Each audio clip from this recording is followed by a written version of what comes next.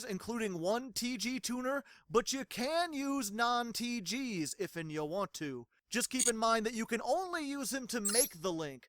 Once it's out, you can't summon non-TGs for the rest of the turn. You can just as easily replace this thing with anything that special summons itself from the hand, like Red-Haired Hasty Horse or Junk Forward. But I actually like the fact that you discard the Summon Power Giant, since it offers some sweet synergies. Serpent can get a TG from the graveyard, and Skeleton in the graveyard can give you some protection. I mean, granted, it's not a lot of synergy, but I wanted to do something interesting with this deck, other than just play TGs. You know, this guy's unaffected by Magic Cylinder.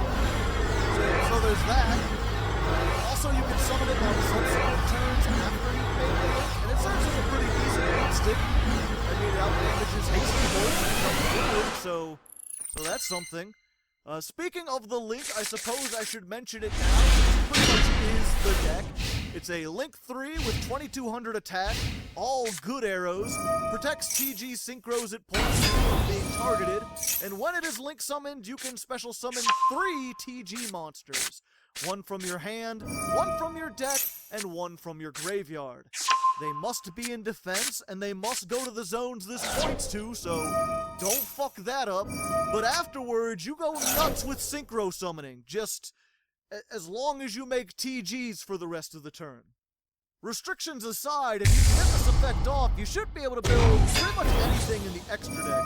Being able to pull out 3 monsters, including one from the deck, is pretty nice, especially with Serpent able to revive from the graveyard and Cyber Magician synchro in your hand. If you can make Hyper Librarian before your other plays, he'll let you draw an additional card every time you synchro, usually 2 or 3. And their new level 5 tuner, Star Guardian, gives even more play extensions by allowing you to both add a TG from grave to hand, and then special summon a TG from hand.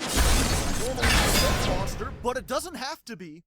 Most importantly though, while your link lets you out of TGs for the rest of your turn, Star Guardian allows you to synchro during your opponent's main phase.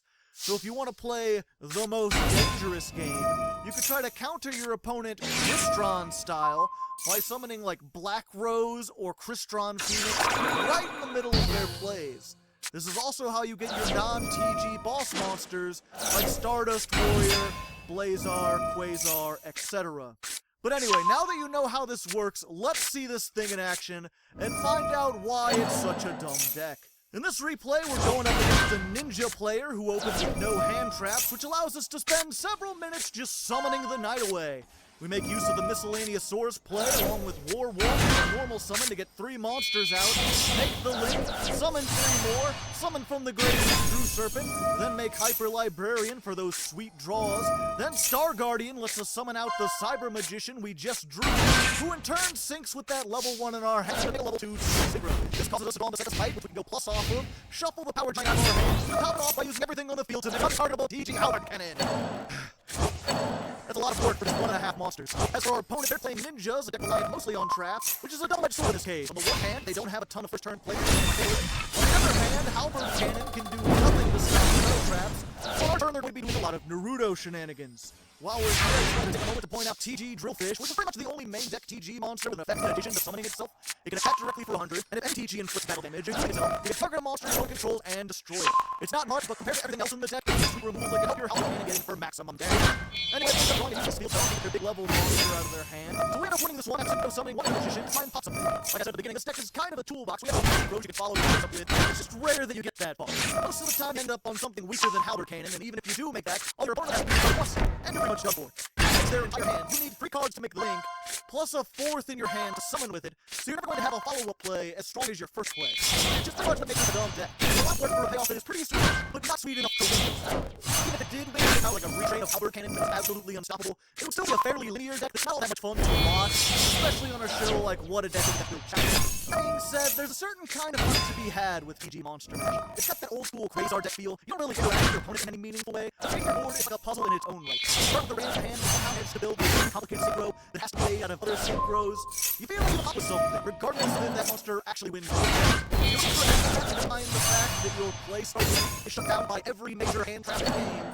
give TG something to Regardless, I hope you enjoyed hearing about this dumb little game. Give the video a like if you'd like to see more dumb decks, subscribe for more Yu-Gi-Oh! Content in general, and if you have ideas for your own dumb decks, leave them down in the comments below.